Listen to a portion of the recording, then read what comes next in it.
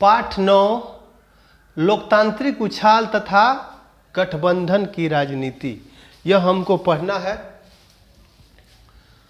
लोकतांत्रिक उछाल किसे कहते हैं या और गठबंधन की राजनीति क्या होती है, इसको परिभाषित करने से पहले थोड़ा इसकी जो बेसिक चीज़ें हैं इसको देखते हैं, उसके बाद उसके बारे में पढ़ा जाएगा।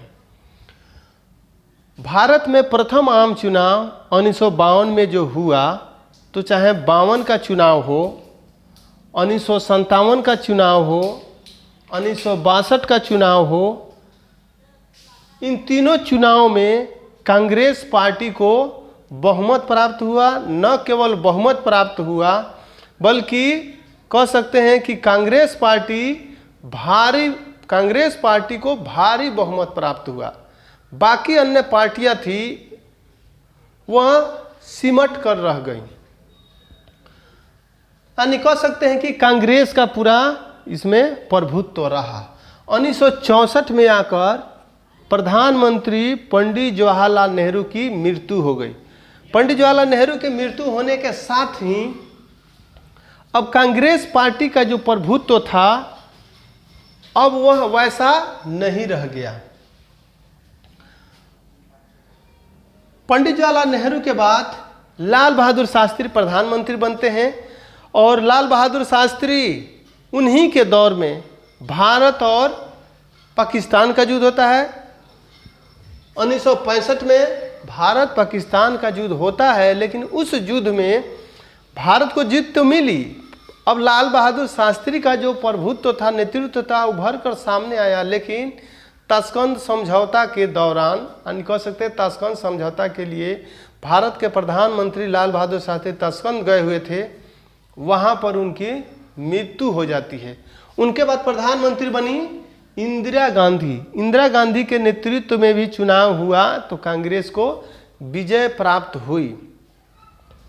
लेकिन 1971 के बाद इंदिरा गांधी के कुछ इस प्रकार के नीति रहे।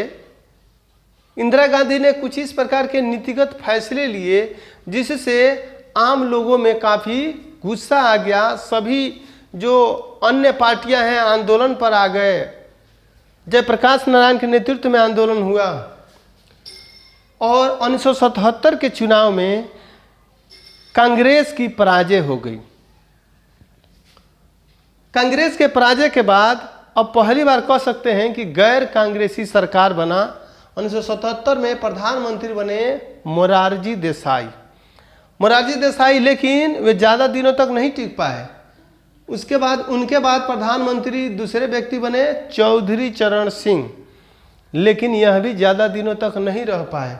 1977 में चुनाव हुआ, लेकिन इतने कम समय में ही ये दोनों नेता चले गए और 1980 में जो चुनाव होता है, 1980 के चुनाव में कांग्रेस पार्टी की विजय प्राप्त हुई। कांग्रेस पार्टी जीत गई और इंदिरा गांधी पुनः कांग्रेस की जो प्रारंभिक जो अवस्था था, प्रभुत्व की जो अवस्था था, उसको लाने में सफल हो गई।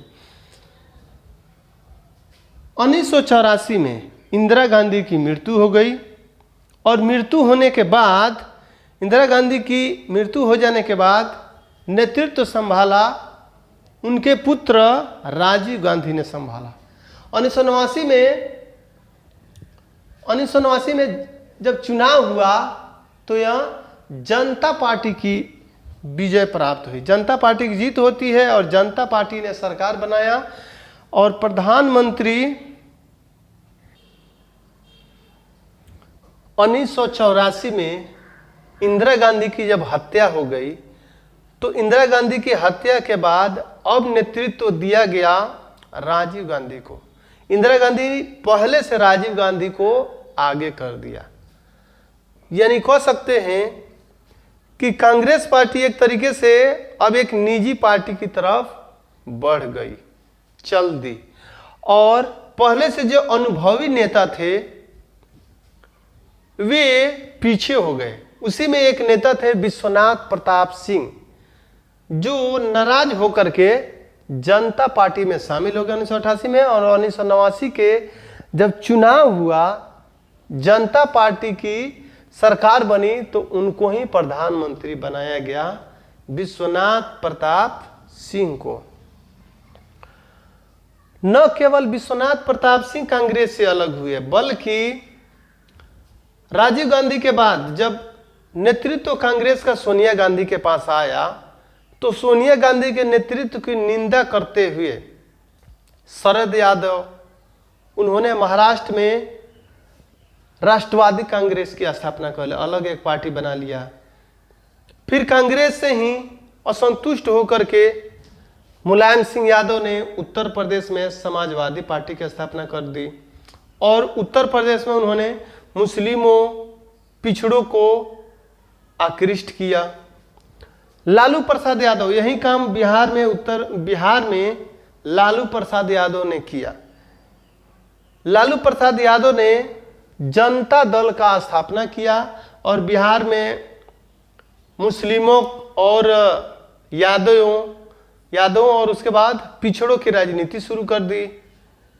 बाद में उसमें जब टूट पड़ा, जनता दल में विखंडन हुआ, तो उन्होंने अपना दल राष्ट्रीय जनता दल बना लिया।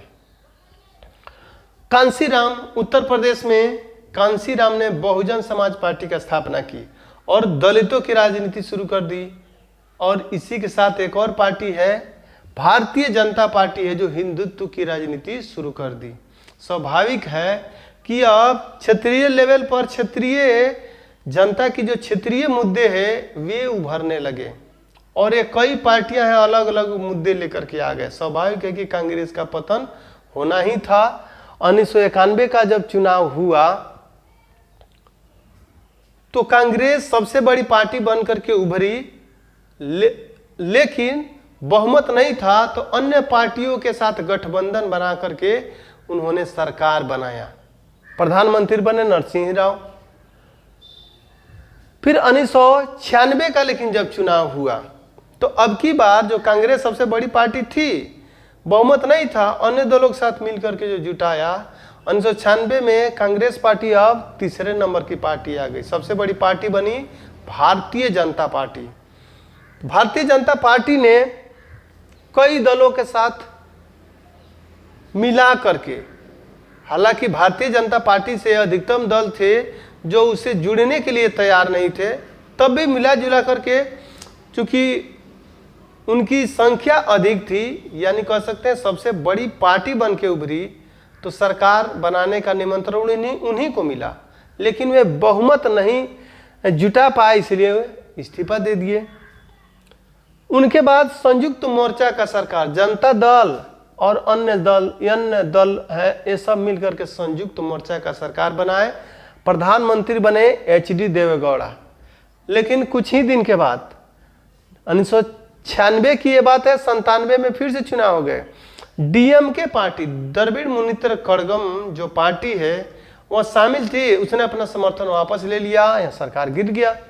1997 जब चुनाव हुआ, तो फिर उसी प्रकार से किसी भी पार्टी को स्पष्ट बहुमत नहीं मिला और मिलीजुली संयुक्त मोर्चा की सरकार बनी। प्रधानमंत्री बने इंद्र कुमार गुजराल। लेकिन कांग्रेस ने कुछ समय के बाद समर्थन वापस ले लिया, वहां भी सरकार गिर गई। 97 फिर 98 में जब चुनाव होता है, तो अब की बार भारतीय जनता पार्टी सबसे बड़ी पार्टी बनकर के उभरी और वह अन्य दलों को साथ लेकर के गठबंधन बनाया, राजग, राष्ट्रीय जनतांत्रिक गठबंधन, NDA, नेशनल डेमोक्रेटिक अलायंस का गठन कर लिया। यानी कई पार्टियों को मिला करके एक गठबंधन तैयार किया। गठबंधन तैयार क्यों किया? क्योंकि बिना गठबंधन का आप सरकार नहीं बना सकते हैं। आप बहुमत जुटाना अगर है तो छोटी छोटी पार्टियों को लेकर के चलना होगा। उसमें कई पार्टियां थीं।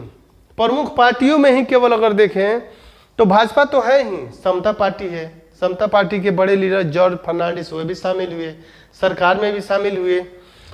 तेलुगु देशम के चंद्रबाबू नायडू, असम गण परिषद के PK मोहंता, नेशनल कॉन्फ्रेंस के फारूक अब्दुल्ला, शिरोमणि अकाली दल पंजाब का जो पार्टी है यहाँ, इसके प्रकाश सिंह बादल, DMK पार्टी, ये सब और इसके अलावा अन्य पार्टियां थी जो मिल करके सरकार में शामिल हुए, लेकिन फिर से वहीं डीएमके पार्टी ने समर्थन जब वापस लिया, फिर सरकार गिर गया। अब हमारा पाठ है लोकतांत्रिक उछाल तथा गठबंधन की राजनीति।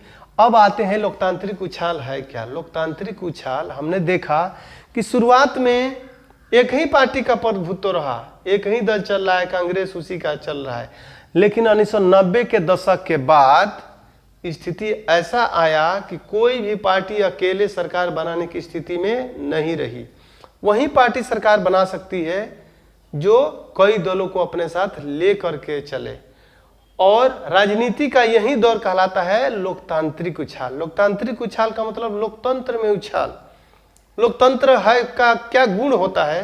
अधिक से अधिक जन भागीदारी, यानी कह सकते हैं अब ऐसा सरकार बनने लगा जिसमें अधिक से अधिक पार्टियां शामिल होने लगी। ऐसे ऐसे पार्टियां भी शामिल होने लगी जिसमें 10 मेंबर हैं, 5 मेंबर हैं, 2 मेंबर, एक भी मेंबर है वह भी उस गठबंधन में शामिल है, और मिलीजुली सरकार बनने लगी।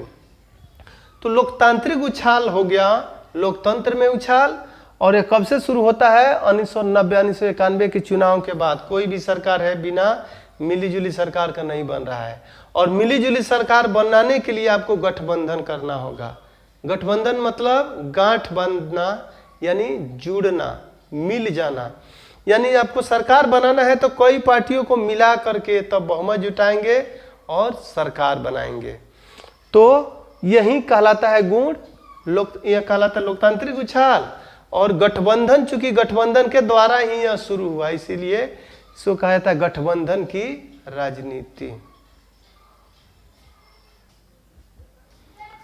1999 का जो आम चुनाव हुआ, इसमें भारतीय जनता पार्टी सबसे बड़ी पार्टी बनकर के उभरी, और वाजपेयी के नेतृत्व में मिलीजुली सरकार बनी, यानी गठबंधन बना करके सरकार बनाया गया, जिसमें छोटे छोटे दल शामिल हुए।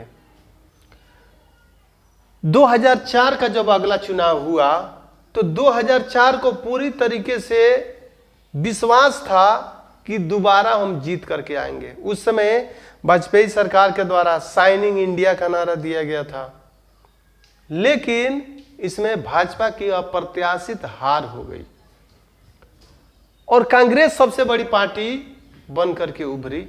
तो कांग्रेस ने भी, यानी कह सकते हैं 1990 के दशक के बाद से जो भी सरकार आते हैं सबको मजबूरी है कि गठबंधन करना ही है छोटे दलों के साथ।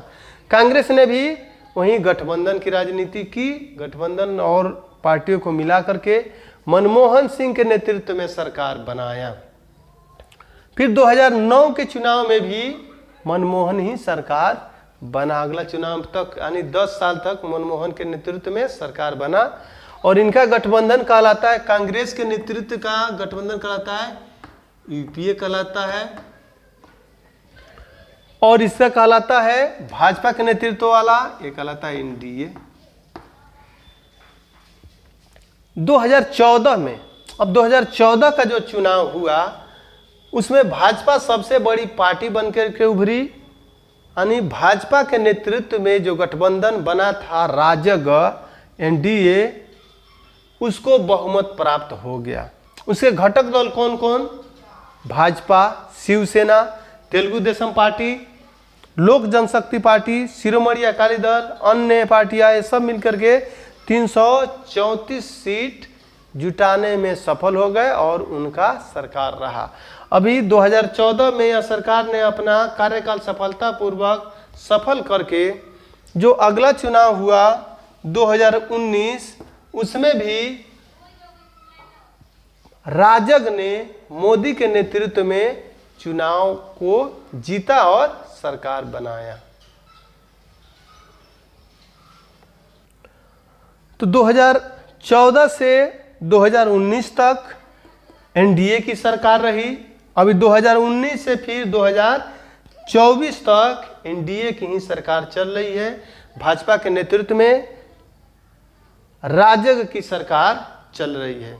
तो यहाँ मेन ये पार्ट कहता क्या है, छोटा टॉपिक है कि लोकतांत्रिक उछाल और गठबंधन की राजनीति, यही दोनों चीजें जानने हैं। लोकतांत्रिक उछाल कहा जाता है जब बड़ी पार्टियां सरकार बनाने के लिए मजबूरी में छोटी पार्टियों के पीछे पीछे जाने लगे, उनके घर जाकर के मिलने लगे। एक एक व्यक्ति है, जिस पार्टी में एक ही आदमी है, उसके यहाँ भी जाकर के उसके पार्टी के लीडर जाके मिल रहे हैं। यानी बड़ी पार्टियां छोटी पार्टियों के पीछे पीछे दौड़ने लगी, यानी प्रभाव छोटी पार्टियों का भी बढ़ गया।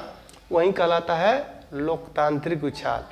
और यह सब कैसे संभव है? सरकार बनाने के लिए तो गठबंधन करना होगा, यानी ये दोनों शुरू हो गए।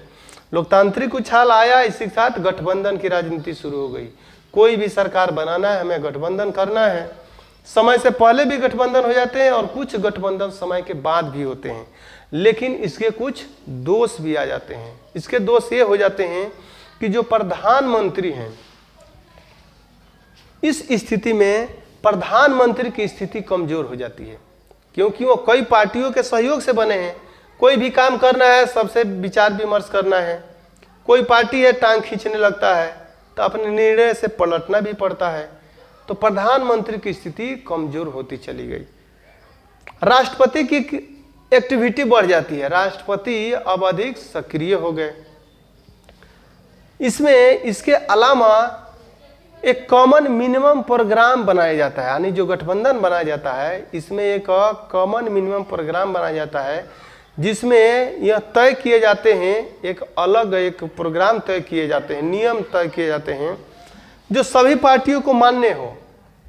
सभी पार्टियों का अपना अपना विचारधारा है, अपनी अपनी राजनीति है, लेकिन सत्ता के लालच में सब एक हो जाते हैं, अवसरवादिता में आ जाते हैं। यानी कह सकते हैं कि यह जो राजनीति है, इसने राजनीतिक दलों का जो विचारधारा है वह समाप्त कर दिया, अवसरवादिता को बढ़ा दिया। लेकिन यह भारतीय राजनीति की स्थिति रही। तो यही हुआ भारतीय जो लोकतांत्रिक उछाल और गठबंधन की राजनीति।